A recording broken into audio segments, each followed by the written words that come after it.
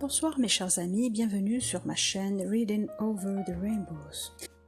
J'espère que vous avez apprécié mes chers amis, mes différentes vidéos durant plusieurs semaines sur différents sites au niveau de Paris. Et j'ai fait quelques sorties culturelles et je voulais les partager avec vous et c'est ce que j'ai fait. J'espère que ça vous a plu. Et j'aurais voulu avoir votre avis sur ces sorties et sur les livres lus depuis juin dernier. Pour ce mois-ci, pour le mois d'août, j'ai décidé de mettre le projecteur à chaque fois, peut-être chaque semaine, sur deux grandes romancières dans la romance historique. Et cette semaine, on va braquer les projecteurs sur Elizabeth Hoyt et Jennifer Ashley.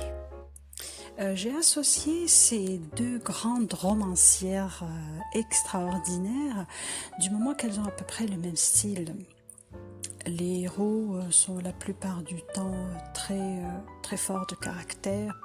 Les héros masculins sont charismatiques, la plupart du temps dominants, mais au fil de notre lecture, on va se rendre compte qu'il y a beaucoup de subtilité, beaucoup de sensualité et une fragilité sous-jacente qui va donner un charme percutant dans les livres de ces deux grandes romancières.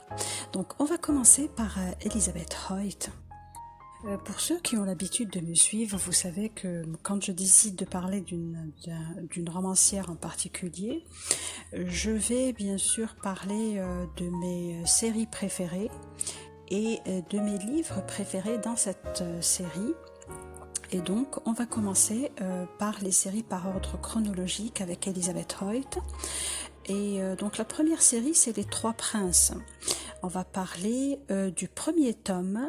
C'est Puritaine et Catin, en anglais The Raven Prince, qui est sorti en 2006 et il a été traduit dernièrement en 2021, mais déjà traduit déjà en 2008.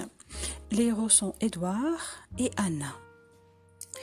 C'est l'histoire de Anna, une jeune veuve qui a beaucoup de difficultés, principalement financières, et qui va essayer de trouver des solutions.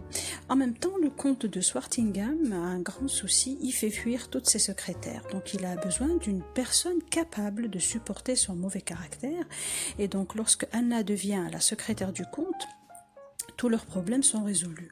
C'est alors qu'elle découvre qu'il prévoit de se rendre dans le bordel le plus célèbre de Londres pour satisfaire ses besoins d'homme. Et Anna va voir rouge. Elle décide donc de laisser libre cours à ses désirs de femme avec le comte qui deviendra son amant sans le savoir. C'est une excellente romance très sensuelle d'Elizabeth Hoyt. C'est une des meilleures de cette romancière. L'histoire est excellente.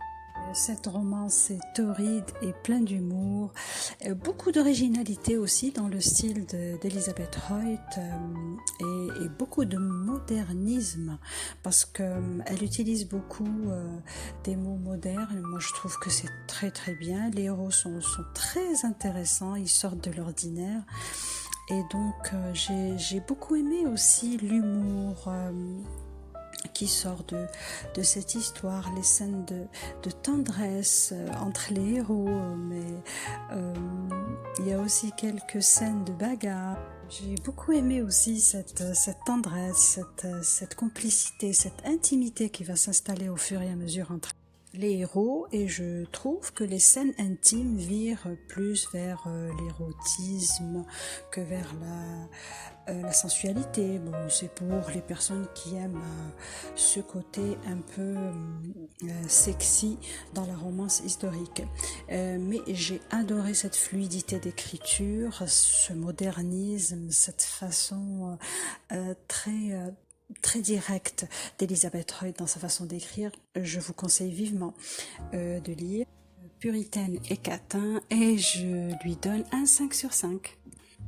On passe maintenant au deuxième tome dans cette série que j'aime beaucoup, c'est Liaison inconvenante, en anglais de Leopold Prince, sorti en 2007, il a été traduit déjà en français en 2009, traduit dernièrement en 2022 dans une nouvelle version. Ça se passe en 1760 en Angleterre, et les héros sont Harry et Lady Georgina. Donc Lady Georgina Maitland n'a pas besoin d'un mari. Elle peut employer un bon administrateur pour gérer ses domaines, mais un simple regard à Harry Pye lui suffit pour se rendre compte qu'elle n'a pas affaire à un simple domestique, mais à un homme et un vrai. Leur histoire va évoluer très très vite et ils vont faire face à plusieurs problèmes qu'ils vont résoudre au fur et à mesure. J'ai passé un excellent moment de lecture parce que les personnages sont attachants. On sent toujours le côté indépendant des héros féminins chez Elizabeth Hoyt parce que on les voit toujours prêtes à sortir des sentiers battus et elles assument leurs idées et leurs différences. Il y a aussi un côté conte de fées que j'ai adoré, donc j'ai beaucoup aimé cette histoire et je vous conseille de la lire, je lui donnerai un 4 sur 5.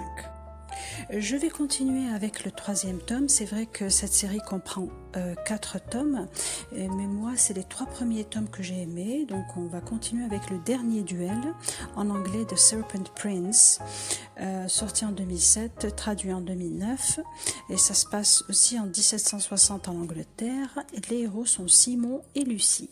Donc Lucy Craddock Hayes mène une vie tranquille jusqu'au jour où elle tombe sur un homme inconscient et nu de surcroît. Donc c'est le vicomte Simon Edesley qui, après avoir été presque battu à mort par ses ennemis, ne vit que pour se venger. Donc comme vous avez bien compris, c'est une histoire de vengeance, mais qui est très très bien écrite. Donc Lucie va le soigner et donc Simon va s'attacher à elle. Et Lucie donc va tomber éperdument amoureuse de lui, mais Simon ne cherche pas l'amour, il cherche à se venger de ses ennemis, et elle va utiliser une autre arme, c'est l'arme de l'amour. Donc vous allez voir qu'il y aura un peu moins de passion dans ce tome que dans les 2 tomes précédents, parce que c'est une histoire de vengeance, et donc l'obsession de vengeance chez Simon ne va pas permettre une romance de s'installer vraiment, mais j'ai beaucoup aimé cette fluidité dans l'écriture d'Elizabeth Hoyt et j'ai adoré cette série. C'est vrai que le premier reste mon préféré, mais là je donnerai quand même un 4 sur 5 à le dernier duel. On passe maintenant à une deuxième série, La légende des 4 soldats. Cette série comporte 4 tomes, mais moi je vous parle toujours du 3e tome qui est mon préféré, c'est Le Reclus, ou en anglais To Beguile a Beast. On va commencer par le premier tome qui n'est pas mon préféré, mais qui est aussi intéressant. Ça s'appelle Les Vertiges de la Passion, en anglais To Taste Temptation. Sorti en 2008. Il était traduit en 2010 et donc ça se passe à Londres en 1764. Et les héros sont Samuel et Lady Emmeline. Donc Lady Emmeline Gordon est fascinée par Samuel Hartley. Il défie les convenances avec ses manières franches, son sourire sensuel. Il a survécu à la bataille qui a coûté la vie à son frère bien-aimé. Donc Samuel soupçonne Jasper Henshaw, vicomte Vale, un ami d'enfance de la famille, fiancé à Emmeline, d'être responsable de la mort de son frère. Donc malgré le fait qu'Emmeline croit toujours en l'innocence de Vale et refuse de rompre ses fiançailles, elle et Samuel débutent une liaison passionnée. Mais leur relation pourra-t-elle survivre aux retombées de l'enquête de Samuel ? Alors c'est une histoire très intéressante qui sort de l'ordinaire. C'est ça les romances d'Elizabeth Hoyt. C'est l'histoire d'un ancien soldat, d'un colon américain. C'est vraiment des personnages pas très commun. Les personnages secondaires sont très attachants. Emmeline est une aristocrate qui est très près des conventions. Elle est partagée entre sa passion pour ça, mais ses devoirs envers sa famille. Mais vous allez voir qu'en fin de compte, c'est l'amour qui va triompher. Je vous conseille vivement de lire cette histoire d'Elizabeth Hoyt et je lui donne un 4 sur 5. Mon préféré de cette série, c'est Le Reclus, en anglais, Two Big Wild Beasts, sorti en 2009. Il a été traduit en 2016. Ça se passe en Écosse en 1765. Les héros sont Sir Alistair et Hélène. L'histoire, j'en ai parlé à plusieurs reprises. C'est Sir Alistair Monroe qui vit reclus dans son château depuis son retour des colonies et il traîne bien sûr des blessures extérieures et intérieures, mais quand une mystérieuse beauté arrive à sa porte, ses désirs qu'il a su tenir à distance pendant des années commencent à se réveiller. Et Hélène est déterminée à commencer une nouvelle vie et ne permettra pas que la saleté ou un démon d'homme lui fasse peur. Derrière la façade de la belle Hélène, Alistair trouve du courage et une femme sensuelle. C'est une histoire de La Belle et la Bête en version revisitée que j'ai adorée. C'est mon préféré de cette série, parmi mes préférés d'Elizabeth Hoyt. Alors j'ai lu Le Reclus en une nuit il y a des années et je le relis à plusieurs reprises parce que j'ai adoré cette histoire. J'aime le personnage d'Hélène qui est une ancienne maîtresse d'un duc abusif, la maltraite et qui va l'utiliser comme un objet et elle estime qu'elle mérite beaucoup mieux et elle va s'en aller. Et les circonstances vont la mettre sur le chemin de Sir Alistair, un homme blessé, meurtri dans sa chair et dans son cœur. J'ai aussi aimé la sœur d'Alistair, Sophia, l'original. J'ai adoré ce livre, j'ai beaucoup pleuré à la fin, vous allez adorer. Donc je vous conseille vivement de lire Le Reclus, j'en ai parlé à plusieurs reprises et je lui donne un 6 sur 6. Je passe à une autre série d'Elizabeth Hoyt qui est excellente. C'est la série Maiden Lane qui comporte 12 tomes qui sont excellents. Mais comme d'habitude, je vais vous parler des livres que je préfère dans cette série. Je vais commencer par le tome 2 de la série donc Maiden Lane. Ça s'appelle Trouble Plaisir, en anglais Notorious Pleasures, sorti en 2011, traduit en 2012. Ça se passe en Angleterre en 1737. Et les héros sont Griffin et Lady Hero. Alors, la délicieuse Lady Hero, sœur du duc de Wakefield, a tout ce qu'elle peut désirer, incluant un fiancé parfait. Il est vrai que le marquis de Mandeville est un peu ennuyeux, mais cela ne posait aucun problème à Hero jusqu'à ce qu'elle rencontre son célèbre frère Griffin Remington, Lord Riding, qui est loin d'être parfait, mais la façon dont il passe ses journées est un mystère. Tout Londres sait que la nuit il prend part aux pires vilainies alcoolisées, et donc Hero le déteste immédiatement. Et pourtant, leurs affrontements quasi permanents vont faire jaillir des étincelles de désir. Alors que le mariage de Hero approche et que les ennemis de Griffin se rapprochent de plus en plus, on va voir comment ces deux personnes totalement différentes vont se rapprocher chaque jour un peu plus. J'ai adoré ce deuxième tome de la série Maiden Lane, je l'ai trouvé meilleur que le premier, ça c'est certain. J'ai beaucoup aimé la fluidité de l'écriture, les personnages sont crédibles, les personnages principaux sont très intéressants. J'ai beaucoup aimé donc Trouble Plaisir et je vous conseille vivement de le lire, je lui donne un 5 sur 5. Je passe maintenant au 4e tome que j'ai adoré, c'est L'Homme de l'Ombre, en anglais Thief of Shadows. Sorti en 2012 et traduit en 2013, ça se passe en 1738 en Angleterre.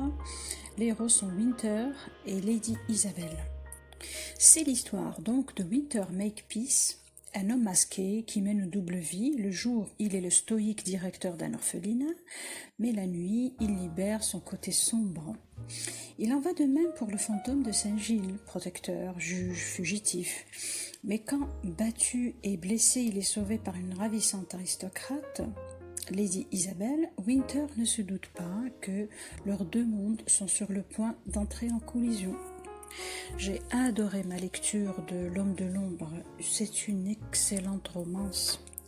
J'ai beaucoup aimé les héros, Winter et Isabelle, aussi l'enquête qu'ils ont menée ensemble. On accroche très très vite à l'histoire et donc je vous conseille vivement de lire ce tome 4 et je lui donne un 5 sur 5. Je passe maintenant au 6e tome de la série. C'est un tome qui est excellent, c'est Le Duc de Minuit, en anglais Duke of Midnight, sorti en 2013, traduit en 2014. Et les héros sont Maxime et Artemis. Donc la jeune Artemis Greaves n'a aucun moyen d'aider son frère interné dans l'horrible asile de Bedlam.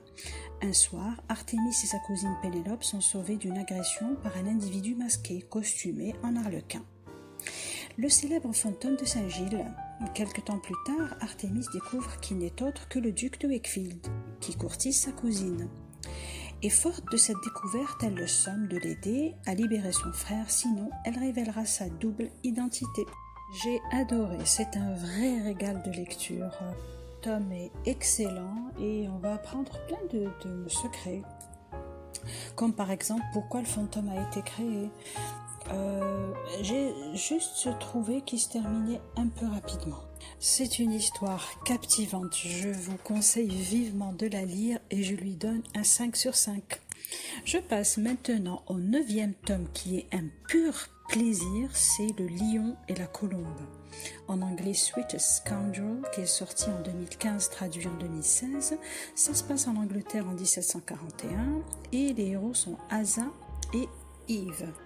Alors c'est l'histoire de Eve Dinwoodie qui est convenable, économe, cool et montée et elle devient une femme d'affaires dès qu'il s'agit de protéger les investissements de son frère. Et quand elle accepte de contrôler les finances du plus célèbre jardin des plaisirs de Londres qui s'appelle Heart's Folly, elle se heurte à un exaspérant vaurien. Qui ne peut être contrôlé. C'est un libertin audacieux, c'est Asa Makepeace, qui n'a pas de temps à perdre avec une prude grippe-sous telle que Eve. Et en dépit de son manque d'expérience du monde du spectacle et de ses affrontements avec Asa, Eve est déterminée à faire de Heart's Folly un grand succès. Mais plus elle essaie de gérer ce débauché entêté, plus il devient difficile d'ignorer son charme de séducteur et son magnétisme brut. C'est un chef-d'œuvre de Elizabeth Hoyt, j'ai adoré. C'est une histoire inoubliable qui va nous montrer comme l'amour peut guérir tous les maux, vraiment tous les maux. Et pourtant, ces deux-là, ils n'étaient pas vraiment faits pour se rencontrer. Tout les sépare. Asa et Eve sont totalement différents. Mais le destin a frappé et l'histoire est magnifique. Je vous conseille vivement de lire Le Lion et la Colombe d'Elizabeth Hoyt et je lui donne un 5 sur 5. On passe maintenant au 10e tome de la série Maiden Lane, c'est Le Duc de Montgomery, en anglais Duke of Sin, sorti en 2016, traduit en 2017. Ça se passe en Angleterre en 1741. Les héros sont Val, duc de Montgomery, et Bridget. Donc désireuse de récupérer des lettres compromettantes chez le duc de Montgomery, Bridget Crumb s'est fait engager à son service comme gouvernante. Mais ce don Juan, sans scrupule, va évidemment remarquer cette jeune femme sérieuse et distante dont il devine la sensualité à fleur de peau sous sa sévère robe noire. Donc il décide de la séduire et partagé entre la nécessité d'accomplir sa mission secrète et le trouble dangereux que le duc éveille en elle, Bridget se laisse donc entraîner dans une aventure voluptueuse dont elle est sûre de ne pas sortir indemne. Donc on est déjà au 10e tome de la série Maiden Lane, mais j'ai l'impression que cette série ne finira pas de sitôt. Les personnages sont extraordinaires. Moi je me suis dit au bout du 4e tome, 5e, 6e, je me suis dit là Elizabeth Hoyt va s'arrêter, mais mon Dieu, les héros sont fabuleux à chaque fois, donc je vous conseille vivement de lire le 10e tome de la série Maiden Lane, le duc de Montgomery, et je lui donne aussi un 5 sur 5. Je passe maintenant à la série la plus récente d'Elizabeth Hoyt, c'est la série Grey Court. Pour le moment, il n'y a que 2 tomes. Moi, j'ai beaucoup aimé le 2e que je viens juste de finir. Ça s'appelle Parce que je vous aime. En anglais, When a Rogue Meets His Match. Ce tome est sorti en 2020, traduit en 2021, donc il vient juste de sortir, et les héros sont Gideon et Messaline. Alors, Messalina Grécourt savait que son oncle, le duc de Windermere, était un pervers et un manipulateur, mais n'imaginait pas qu'il irait jusqu'à la marier de force à son sbire, Gideon Hawthorne, un homme dangereux, prompt à jouer du couteau. Dévoré d'ambition, il se moque bien que la jeune fille ne soit pas consentante. Tout juste daigne-t-il attendre un mois avant de consommer leur union. Un mois, Messalina a l'intention de s'enfuir bien avant, à moins qu'elle ne succombe au talent de séducteur de son machiavélique époux. Alors c'est une histoire très très bien bâtie par Elizabeth Hoyt, les personnages sont attachants et je trouve que le héros est d'un naturel, j'ai adoré. Il aime son épouse, il est prêt à tout faire pour qu'elle soit heureuse. C'est vrai que Gideon a une vie très très dure. Il conserve aussi les traumatismes de cette vie-là, mais il est quand même attentionné envers les enfants, les pauvres. Messalina est honnête et analyse bien les événements autour d'elle et ses propres sentiments. Beaucoup aimé donc ma lecture et cette histoire et je vous conseille donc de lire Parce que je vous aime et je lui donne un 4 sur 5. On passe maintenant à ma très chère Jennifer Ashley avec son excellente série La famille Mackenzie. Donc je vous ai parlé à plusieurs reprises de cette série-là que j'adore. Moi je trouve que c'est parmi les meilleures séries dans la romance historique. Donc je vais vous conseiller quelques livres dans cette série. Je commence donc par mes préférés dans cette série. Comme vous savez, si vous me suivez, j'aime beaucoup La folie de Lord Mackenzie, en anglais The Madness of Lord Mackenzie. J'ai parlé à plusieurs reprises de ce livre-là, mais je vais vous donner quand même une idée assez succincte. Les héros sont Ian et Beth, et donc Beth est une veuve depuis peu et elle vient d'hériter d'une fortune confortable. Et un soir, elle fait la connaissance de Ian, le plus jeune des riches frères Mackenzie, qui a passé une grande partie de sa jeunesse dans une institution psychiatrique. Et entre ses éclairs de génie et ses périodes de mutisme, tout le monde le trouve très étrange. Il apprend à Beth les mœurs dissolues de son fiancé et décide que la jeune femme doit être à lui. J'ai adoré ce premier tome de la série Mackenzie de Jennifer Ashley. J'ai trouvé Ian très attachant, très différent de ce qu'on voit dans la romance habituelle, où les héros sont sévères, dominants. Là, Ian est extraordinaire. J'ai adoré, donc je vous conseille vivement de lire La folie de Lord Mackenzie de Jennifer Ashley. Je lui donne un 5 sur 5. Je passe maintenant au troisième tome de la série Les Mackenzie, c'est Les péchés de Lord Cameron, en anglais The Many Sins of Lord Cameron, sorti en 2011, traduit en 2017, et donc les héros sont Cameron et Ainsley. Donc Cameron Mackenzie, c'est un célèbre séducteur. Il se moque bien de savoir si Ainsley Douglas a une bonne raison de se trouver dans sa chambre. Il sait seulement qu'elle est à sa merci. Donc un baiser après l'autre, il compte la séduire. Mais ce qui a commencé comme un divertissement sensuel pourrait bien briser les propres règles de Cameron. J'ai adoré ma lecture. Ce qui m'a plu le plus, c'est cette famille magnifique des Mackenzie qui se soutiennent quel que soit le problème, quelle que soit la situation. Les personnages féminins sont vraiment, elles sont attachantes, fortes, entreprenantes, elles agissent toujours au lieu de subir et elles sont dignes des mâles qui sont face à elles et des mâles Mackenzie bien sûr. J'ai adoré Cameron et Ainsley et je les ai trouvés courageux et vraiment formidables. Je vous conseille vivement de lire ce troisième tome et je lui donne un 5 sur 5. Je vous conseille aussi de lire La Duchesse Mackenzie, en anglais The Duke's Perfect Wife. C'est le 4e tome de la série Mackenzie, sorti en 2012, traduit la même année. Et les héros sont Art et Eleanor. Alors, j'en ai parlé à plusieurs reprises, je vais vous donner seulement une idée. Lady Eleanor Ramsay est la seule à connaître la vérité au sujet de Art Mackenzie. Ils ont été fiancés autrefois. Elle est l'unique femme auprès de qui il n'ait jamais pu épancher son cœur. Hart a beaucoup souffert de la perte d'être cher, son épouse, leur bébé et la femme qu'il aimait de tout son cœur, bien qu'il n'en ait pris conscience que trop tard. Et à présent, Eleanor réapparaît à sa porte avec de scandaleuses photos de lui nu, prises il y a très longtemps. Donc intrigué par le défi qu'il lit dans ses yeux bleus, excité par sa charmante détermination, il se demande si son amour de jeunesse est venu pour le détruire ou pour le sauver. Superbe histoire qui est extraordinaire, qui sort des sentiers battus. Eleanor est magnifique, Art est vraiment craquant. Il faut absolument lire ce tome, donc je vous conseille vivement de lire La Duchesse Mackenzie et je lui donne un 5 sur 5. Je vous conseille de lire aussi Les Noces d'Elliot McBride en anglais, The Seduction of Elliot McBride, et L'Appel des Highlands en anglais, The Stolen Mackenzie Bride, que j'ai beaucoup aimé et je leur donne un 4 sur 5.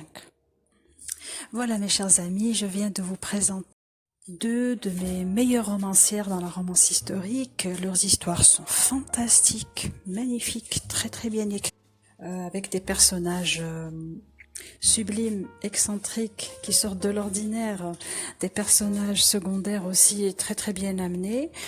Donc je vous conseille de lire les livres de Elizabeth Hoyt et de Jennifer Ashley et donnez-moi votre avis sur le choix que j'ai fait, les livres que je vous ai présentés. Est-ce que vous connaissez ces deux romancières et quels sont vos livres préférés? Mes chers amis, j'attends beaucoup vos commentaires, vos abonnements. Si vous avez aimé ma vidéo, donc likez-la, abonnez-vous, envoyez-moi beaucoup de commentaires et je vous dis au revoir et bonne lecture.